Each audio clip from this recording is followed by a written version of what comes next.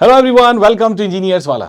SSC JE 2024 अब लगभग finish हो चुका है। सीबीटी 2 का एग्जाम बहुत सारे बच्चों का बढ़िया गया होगा, कुछ बच्चों का भी थोड़ी प्रिपरेशन में कमी रह गई होगी इस साल, और बहुत सारे बच्चे हैं जो अभी कॉलेज गोइंग स्टूडेंट्स हैं जो 2025 को टारगेट कर रहे होंगे। एसएससी जेईई 2025 को बढ़िया तरीके से टारगेट करने की कोशिश कर रहे होंगे, प्रिपरेशन करने की कोशिश कर रहे होंगे और एसएससी में अपनी एक जेईई की सीट को फिक्स करने की तरफ बढ़ रहे होंगे।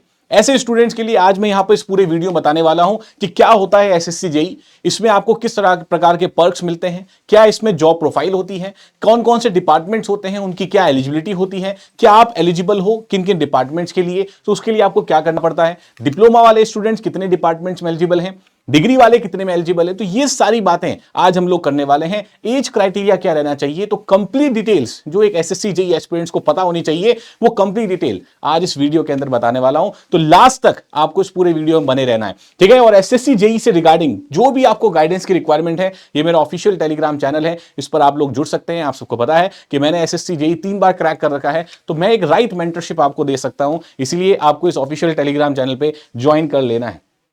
सर, सबसे पहली बात, हमारे पास एसएससी जेईई 2025, तो एसएससी का मतलब स्टाफ सिलेक्शन कमीशन है, ठीक है। जूनियर इंजीनियर की वैकेंसी है जिसके लिए आप लोग फाइट करते हो, और ये एक प्रकार की आपकी group B non gazetted non ministerial post होती है, ठीक है। लेवल 6 की पोस्ट है, 35,400 से 1,12,400 ये ग्रेड पे रहेगा आपका 7th सेंट्रल पे कमीशन के अकॉर्डिंग, ठीक है। तो ये सारा तो हमारे पास एक ग्रेड पे होता है जो हमें इसमें पता होता है। अब सर, ये एग्जाम हमारे पास बेसिकली 3 स्टेजेस में आपको देखने को मिलता है। पहला आपका एसएससी जेईई प्रीलिम जिसको आप बोलते हो, विच इज सीबीटी 1। उसके बाद अभी रिसेंट टाइम में पिछले 2 सालों से डिस्क्रिप्टिव पेपर हटा के सीबीटी में कन्वर्ट कर दिया गया है, तो सेकंड पेपर भी आपका एसएससी जेईई मेंस जो है वो सीबीटी के फॉर्म में ही होता है, तो सीबीटी 2 आपका है। उसके बाद डॉक्यूमेंट वेरिफिकेशन और मेडिकल, इसके थ्रू आपको जाना होता है। तो तीनों प्रोसीजर होते हैं और तीनों प्रोसेस को आपको पूरा फॉलो करोगे तो फाइनली आप जेईई की सीट पे जाके बैठ सकते हो, अगर तीनों में आप क्वालिफाई करते हो तो।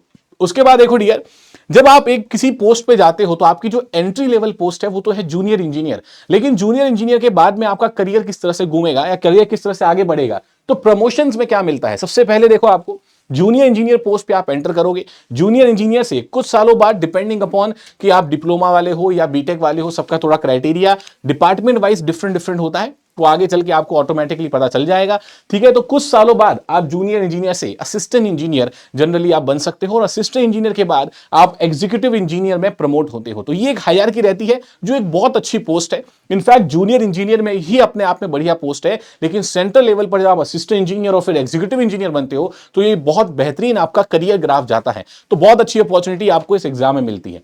इसके बाद देखो डियर, अगर मैं असेंशियल क्वालिफिकेशन की बात करूं तो मैं डिपार्टमेंट वाइज बात कर लेता हूं।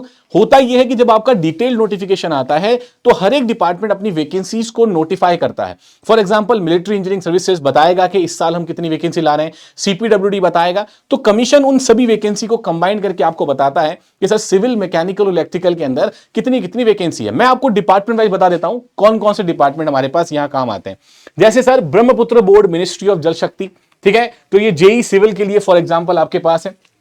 इसके ऊपर देखो dear, border road organisation, BRO. BRO एक ऐसा डिपार्टमेंट है जो सिर्फ और सिर्फ मेल कैंडिडेट्स के लिए है, फीमेल के लिए नहीं होता है, फीमेल कैंडिडेट्स में एलिजिबल नहीं होती हैं। और ये आपके पास सिविल, इलेक्ट्रिकल और मैकेनिकल तीनों भी वैकेंसीज निकालता है, जिसके अंदर अगर क्वालिफिकेशन की बात करें तो डिग्री होनी चाहिए सिविल इंजीनियरिंग में, या फिर 3 year diploma plus 2 year working experience वाले स्टूडेंट एलिजिबल होते हैं। तो अगर आप बीआरओ को टारगेट करना चाहते हो तो आपकी मिनिमम एलिजिबिलिटी क्राइटेरिया ये होनी चाहिए। जितने भी फ्यूचर एस्पिरेंट्स हैं उनको दिमाग में रखना है सर कि ये हमारा मिनिमम एलिजिबिलिटी एक्सपीरियंस होता है, इतनी क्वालिफिकेशन हमारी होनी चाहिए। उसके बाद में Brahmaputra road, ministry of Jal शक्ति, ठीक है, 3 year diploma in civil engineering, ये मिनिमम क्वालिफिकेशन है कि मिनिमम 3 ईयर डिप्लोमा तो होना ही चाहिए। इसके ऊपर की अगर आपने डिग्री कर रखी है तो भी आप इसके लिए एलिजिबल हो जाते हो। इसके बाद ये देखो, सेंट्रल वाटर कमीशन जो सिविल और मैकेनिकल के लिए वैकेंसीज वगैरह निकालते हैं, डिग्री एंड डिप्लोमा दोनों ही इसके अंदर डियर एलिजिबल होते हैं। उसके बाद सीपीडब्ल्यूडी जो जनरली आप लोगों का सबसे फेवरेट डिपार्टमेंट भी होता है, मेजरली बिकॉज आपकी जॉब लोकेशन मेट्रो सिटी में रहती है, इसीलिए स्टूडेंट्स को ये थोड़ा ज्यादा पसंद रहता है कि हम मेट्रो सिटीज में रहें, हमारी जो लाइफ है वो थोड़ी ठीक रहे, क्योंकि बीआरओ के अंदर आपकी जो जॉब लोकेशन होती है जनरली रिमोट एरियाज में होती है ना, इस वजह से रिमोट एरियाज का अलग पैसा भी आपको मिलता है, वो एक अलग बात है। लेकिन कुछ स्टूडेंट्स के लिए कंफर्ट जोन जो होता है वो आपका ज्यादा इंपॉर्टेंट रहता है, इसलिए सीपीडब्ल्यूडी बच्चे बहुत ज्यादा चूज करते हैं, ठीक है। तो इलेक्ट्रिकल, सिविल सबके लिए है, डिप्लोमा और डिग्री दोनों एलिजिबल होते हैं यहां पर। Central water and power research station, ये भी आपका एक डिपार्टमेंट होता है। अच्छा, ये जरूरी नहीं है कि हर साल ये सारे डिपार्टमेंट ही वैकेंसी निकालें। कभी हो सकता है एमईएस ना निकालेगा, कभी हो सकता है कि आपके ब्रह्मपुत्र रोड जो है मिनिस्ट्री ऑफ जल शक्ति, ये आपका वैकेंसी ना निकाले, ठीक है। तो ये डिटेल नोटिफिकेशन आने पर ही हमें पता चलता है कि सर इस बार कौन कौन से डिपार्टमेंट जो है जिन्होंने अपनी वैकेंसी निकाली है, ठीक है डियर। उसके बाद देखो DGQA naval ministry of defence, ये भी एक आपकी कैटेगरी है जिसके अंदर देखो डिग्री इन मैकेनिकल इंजीनियरिंग चाहिए, उसके साथ साथ 3 ईयर डिप्लोमा और 2 ईयर ऑफ वर्किंग एक्सपीरियंस ये भी आपको यहां पर होना चाहिए, ठीक है। तो बीआरओ हुआ या फिर ये नेवल वाला हुआ, दोनों में आपको 2 ईयर्स वर्किंग एक्सपीरियंस भी रिक्वायर्ड होता है।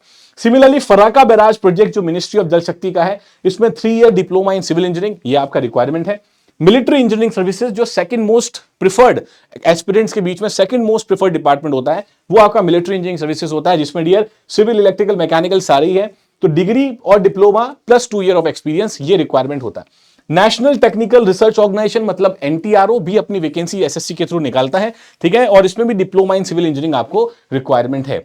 तो हमें ये पता चल गया सर मेजरली लगभग सभी डिपार्टमेंट्स के अंदर आपके डिप्लोमा वाले और बीटेक वाले दोनों ही स्टूडेंट एलिजिबल होते हैं। इसीलिए और ये वैकेंसी रेगुलर भी आती हैं, इसीलिए जितने भी हमारे इंजीनियरिंग एस्पिरेंट्स हैं जो सरकारी नौकरी की चाहत रखते हैं, वो सभी एसएससी को तो जरूर टारगेट करते हैं, क्योंकि एक सिस्टमैटिक आपके पास बना रहता है, फ्लो बना रहता है, कैलेंडर बना रहता है, और एसएससी अब रीसेंट टाइम में अपने कैलेंडर को बहुत अच्छे से फॉलो भी कर रहा है, ठीक है सर। अब यहां पर देखो सर, इसके अलावा जो हमें एक्सपीरियंस की बात करी कि कुछ कुछ डिपार्टमेंट में हमें एक्सपीरियंस चाहिए, तो ये बात एकदम क्लियरली लिखी होती है कि जो भी एजुकेशन क्वालिफिकेशन है मिनिमम, उसके कंप्लीट होने के बाद जो आपने एक्सपीरियंस गेन किया है सिर्फ वही एक्सपीरियंस आपका काउंट होता है, ठीक है। ऐसा नहीं कर सकते आप कि अभी आपने डिप्लोमा कर रहे हो, साथ साथ आपने नौकरी भी कर ली और वो एक्सपीरियंस आप साथ में जोड़ रहे हो, वो सब अलाउड नहीं है। तो जो आपका मिनिमम एजुकेशन क्वालिफिकेशन है, जब उसका ईयर खत्म होगा उसके बाद में आपको 2 ईयर जो एक्सपीरियंस आपका जुड़ रहा है वो उस डेट के बाद से स्टार्ट होने वाला होगा, वो आपका जुड़ेगा। During the time of qualification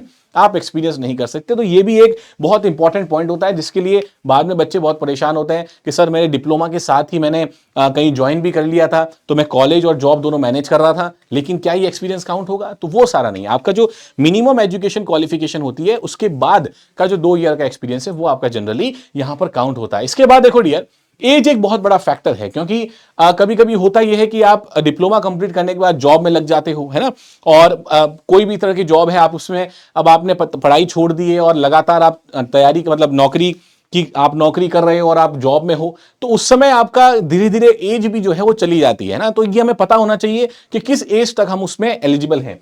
तो एज रिलैक्सेशन क्राइटेरिया देखो, अगर बीआरओ की बात करें तो अप टू 30 इयर्स आपके एलिजिबल हैं। ब्रह्मपुत्र बोर्ड की बात करें तो 30 इयर्स हो गया हमारे पास। सीडब्ल्यूसी में भी 30 है, सीपीडब्ल्यूडी में आपका अप टू 32 है, ठीक है। उसके बाद central water and power research station, इस डिपार्टमेंट में up to 30। DGQA naval ministry of defence up to 30 years, ठीक है। फराका बैराज में 30 साल लगभग, एमईएस के अंदर 30 इयर्स और एनटीआरओ में भी 30 इयर्स, मतलब ऑन एन एवरेज आपका लगभग 30 साल की उम्र जो है वो होती है। लेकिन ये जो है ये आपके जनरल कैंडिडेट्स के हिसाब से है। इसके बाद एज रिलैक्सेशन क्राइटेरिया भी होता है, ये तो डिपार्टमेंटल मैंने आपको बता दिया। इसके अलावा कैटेगरी वाइज भी एज रिलैक्सेशन क्राइटेरिया हमें देखने को मिलता है। जैसे अगर एससी एसटी की बात करें तो अप टू 5 इयर्स आपको रिलैक्सेशन है। ओबीसी की बात करोगे अप टू 3 ईयर रिलैक्सेशन होता है। पीडब्ल्यूडी जो अनरिजर्व्ड या ईडब्ल्यूएस वाले हैं, फिजिकली हैंडीकैप जो हमारे होते हैं स्टूडेंट्स, वो 10 इयर्स का आपको एज रिलैक्सेशन है। पीडब्ल्यूडी ओबीसी में 13 इयर्स का रिलैक्सेशन है। पीडब्ल्यूडी एससी एसटी में 15 साल का रिलैक्सेशन है। तो ये आपके पास कंप्लीट डिटेल यहां पर होती है कि एक्स सर्विसमैन के लिए कितना है, डिफेंस पर्सनल के लिए कितना है, ठीक है, और जो डिसेबल्ड वगैरह में है उसमें कितना है। तो लगभग ये आपका एज रिलैक्सेशन होता है। तो आपको एग्जैक्टली पता होना चाहिए तैयारी करने से पहले कि क्या हम सर इस पर्टिकुलर डिपार्टमेंट के एलिजिबल हैं भी या नहीं, ठीक है। तो ये एज रिलैक्सेशन क्राइटेरिया, यहां पूरी टेबल और इसकी कंप्लीट पीडीएफ मैं अपने ऑफिशियल टेलीग्राम चैनल पर भी डाल दूंगा, ताकि आप वहां से इसको पूरा एक्सेस कर सको, आपको एग्जैक्टली की पॉइंट्स पता हो। क्योंकि जब भी डिटेल नोटिस आता है वो आता है 40-45 पेजेस का, तो उसको ना तो पढ़ने का समय होता है और आप इंपॉर्टेंट पॉइंट को मिस कर जाते हो। तो इसीलिए 2025 के जितने भी स्टूडेंट तैयारी कर रहे हैं उनके लिए पहले ही एक गाइडलाइन मैंने आपको बता दी है। अब यहां पर देखो सर, हम सेलेक्ट हो जाएंगे, एज रिलैक्सेशन क्राइटेरिया वाली सारी बातें हमें क्लियर है, लेकिन उसके साथ साथ आप अगर सरकारी नौकरी में हो तो उसके आपके पर्क्स भी मिलते हैं, ठीक है। प्रमोशन तो है ही, उसके साथ साथ कुछ सुविधाएं भी आपको मिलती हैं, जैसे कि dearness allowance, medical allowance, house rent allowance, travelling allowance, ठीक है, वर्क ट्रिप्स आपके पास होती हैं, पेड लीव्स हो गई, पेंशन स्कीम्स हो गई। तो ये बहुत सारी सुविधाएं आपको मिलती हैं। तो सैलरी के साथ साथ ये सारी सुविधाएं भी हैं, इसीलिए सरकारी नौकरी बहुत सारे बच्चे प्रेफर भी करते हैं, है ना।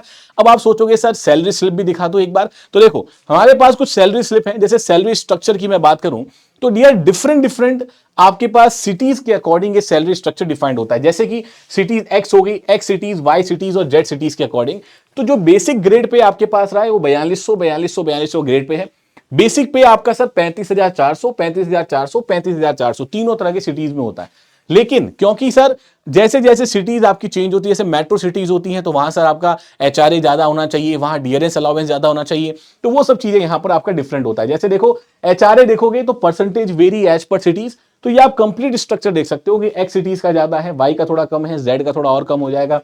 ठीक है, डियरेंस अलाउंस आपके पास आ जाएगा, ट्रैवल अलाउंस आपके पास आ जाएगा, डीए ऑन टीए आपके पास एडिशनल आता है। तो ये एक सैलरी स्ट्रक्चर आता है जिसमें अगर आप देखोगे तो एक्स सिटीज के अंदर लगभग 61,330 रुपए आपकी सैलरी है, 55,516 अगर वाई सिटीज में बात करें, और 51,016 रुपए अगर आपकी जेड सिटीज में बात करें। तो जो नेट आपके हाथ में पैसा आता है वो इतना आता है। एक बच्चा जो डिप्लोमा करके आया है, एक बच्चा जो अभी जस्ट उसने ग्रेजुएशन करी है, उसके लिए बहुत ही बढ़िया सैलरी है। ऐसा नहीं है कि कोई कम सैलरी है, अच्छी खासी सैलरी है। उसके साथ साथ बहुत सारी सुविधाएं तो आपको मिलती हैं। इसके बाद देखो, अगर एक्चुअल में बताऊं, जैसे ये हमारा एक कैंडिडेट था जो बॉर्डर रोड ऑर्गेनाइजेशन में था, तो उसी की ये स्लिप है। बॉर्डर रोड ऑर्गेनाइजेशन में जो कैंडिडेट है उसी की ये स्लिप है कि क्या क्या सर आपके पास फाइनल यहां पे सैलरी है। तो आप यहां देख सकते हो ये कंप्लीट सैलरी क्या क्या करता है, कि ओपनिंग बैलेंस कितना है, बोनस कितना हुआ, बैंड पे क्या है, ग्रेड पे क्या है। तो ये सारी चीजें आपको यहां पर आप देख सकते हो। और अमाउंट क्रेडिटेड टू बैंक, ठीक है, तो बैंक में जो क्रेडिट हुआ है सर 63,381 रुपए ये आपके यहां पर क्रेडिट हुए हैं। तो फाइनल ये कंप्लीट आप जो सैलरी स्लिप है वो आप यहां पर देख सकते हो, बॉर्डर रोड ऑर्गेनाइजेशन की एक एस्पिरेंट्स की है। उसके बाद यहां देखोगे सर, तो बॉर्डर रोड ऑर्गेनाइजेशन, क्योंकि मैंने आपको बताया था कि सर ये जो ऑर्गेनाइजेशन है इसके अंदर रिमोट एरिया में लोकेशन होता है, तो जो वर्किंग कंडीशन है थोड़ी टफ होती है। इसके लिए आपको एडिशनल पैसा भी मिलता है। जैसे देखो डीए आपको मिलेगा 50% तो है ही, after deduction of TA and basic. ये एचआरए 9, 18 और 27% आपके पास रहता है। ड्रेसेस का आपको 12,500 रुपए एक्स्ट्रा मिलता है, एक साल में एक बार मिलेगा। रिस्क और हार्ड जोन है ना, क्योंकि आप पहाड़ी इलाकों में वगैरह होती हो तो 3,000, 6,000, 9,000 और 17,000 तक का आपको ये अलाउंस एक्स्ट्रा मिलता है। उसके अलावा हाई एल्टीट्यूड, क्योंकि मैंने जैसे आपको बताया कि बॉर्डर एरियाज के अंदर आपकी पोस्टिंग वगैरह होती है, तो 27 रुपए मिलता है अगर 12 से 13,000 जो फीट है उससे नीचे है तो, और 4100 मिलेगा अगर 12 से 13,000 फीट से ज्यादा की ऊंचाई पर आपकी जॉब लोकेशन है, तो 4100 रुपए आपको यहां पर भी एक्स्ट्रा मिलता है। तो ये सारे एडिशनल अलाउंसेस हैं जो बॉर्डर रोड ऑर्गेनाइजेशन के अंदर आपको देखने को मिलते हैं। इसके बाद देखो डियर, ये हमारे एक एस्पिरेंट था जो सीपीडब्ल्यूडी के अंदर पोस्टेड है, और उसकी जो सैलरी स्लिप है ये मैंने आपको बताई है यहां पर। और ये सैलरी स्लिप देखो जुलाई 2024 की है, मतलब उनकी पोस्टिंग से लगभग 2-3 साल बाद की सैलरी स्लिप है। लेकिन इससे आपको एक रफ आइडिया जरूर लग जाएगा कि सैलरी आनी कितनी है। तो यहां देखो उसकी बेसिक पे जो है वो आपकी अपग्रेड हो गई है, जो 35,400 से थी तो 2-3 साल बाद में उसकी अपग्रेड होकर 42,300 हो गई है। और उसकी वजह से सर जो फाइनल आपके पास यहां पर बन रहा है, नेट पे बन रहा है, वो लगभग 70,525 के आसपास बन रहा है। ठीक है, तो अगर आप 2-3 साल की जॉब कर लेते हो तो लगभग 70,525 रुपए आपको सीपीडब्ल्यूडी के अंदर आपको देखने को मिलता है। जैसे यहां पर देखोगे कि सर न्यू दिल्ली जोन के अंदर ये एस्पिरेंट हमारा है, और मिनिस्ट्री ऑफ अर्बन डेवलपमेंट में लगा हुआ है न्यू दिल्ली के अंदर ही। ठीक है, तो सीपीडब्ल्यूडी में, अब देखो सीपीडब्ल्यूडी इसीलिए तो बच्चे फेवर करते हैं क्योंकि जोन देखो कितना बढ़िया मिला है आपको, new Delhi, Delhi central zone में मिला है, मेट्रो सिटी में आपको देखने को मिला है, तो आपकी लाइफस्टाइल भी उस हिसाब से रहती है ना, थोड़ा बढ़िया रहता है। यही अगर आप आउटर जोन्स के अंदर हो तो आप जो है बेसिक एमिनिटी से दूर हो जाते हो, है ना, तो ये सब चीजें आपको देखने को मिलती हैं। इसीलिए सीपीडब्ल्यूडी बहुत सारे बच्चे जो हैं वो चूज करते हैं। ये एक्चुअल स्लिप है जो आपको भी मिलेगी अगर आप ज्वाइन कर लेते हो सीपीडब्ल्यूडी। इसके बाद देखो सर ये सब बातें ठीक हैं, लेकिन अब एग्जाम पैटर्न की भी बात कर लेते हैं। सर एग्जाम पैटर्न हमारे पास क्या, जैसे मैंने आपको बताया था 2 पेपर होते हैं, पेपर 1 और पेपर 2। तो पेपर 1 में सर आपके पास नॉन टेक्निकल और टेक्निकल दोनों होता है। नॉन टेक्निकल के अंदर जनरल इंटेलिजेंस और रीजनिंग का 50 मार्क्स का, और जनरल अवेयरनेस आपके 50 मार्क्स की आती है। ठीक है, उसके साथ साथ टेक्निकल देखोगे तो 100 मार्क्स का आपका टेक्निकल होता है। सीबीटी 2 का जो पेपर होता है डियर वो आपका 300 मार्क्स का होता है। ठीक है, तो टोटल अगर देखा जाए तो 200 मार्क्स ही और 300, 500 मार्क्स में से आपकी फाइनल मेरिट निकलती है। तो उस मेरिट के आधार पर फिर आप डॉक्यूमेंट वेरिफिकेशन या मेडिकल के लिए जाते हो, और उसके बाद जो भी फाइनल मेरिट निकलेगी ओवरऑल जो जितनी नंबर ऑफ वैकेंसीज होती हैं उसके अकॉर्डिंग फिर आपका फाइनल पीडीएफ के अंदर नाम आता है। ठीक है, तो ये एक जनरल एग्जाम पैटर्न है। कितना समय मिलेगा, लगभग 2 घंटे आपको प्रीलिम्स के लिए मिलता है, मेंस में भी लगभग आपको 2 घंटे का समय देखने को मिलता है। इसके बाद देखो डियर, अगर इसमें मैं बात करूं तो नेगेटिव मार्किंग भी आपके पास रहेगी 1/4 की, अगर सीबीटी 1 की बात करें। और सीबीटी 2 के अंदर आपको कैलकुलेटर भी अलाउड होता है, इसलिए सीबीटी 2 का लेवल कंपैरेटिवली थोड़ा सा ऊपर रहता है, थोड़ा सा न्यूमेरिकल पोर्शन वहां पर डेफिनेटली रहता है। तो वहां आपके पास जो है पेपर 2 के अंदर आपको देखो लॉगरिथमिक टेबल हुई, स्लाइड रूल हुई, साइंटिफिक कैलकुलेटर हुआ, ये सब आपका अलाउड होता है। ठीक है, तो ये सारी बातें सर डेफिनेटली हमें क्लियर होंगी। इसके साथ साथ अगर आप जनरल सिलेबस देखना चाहते हो तो जनरल सिलेबस भी आप यहां पर देख सकते हो।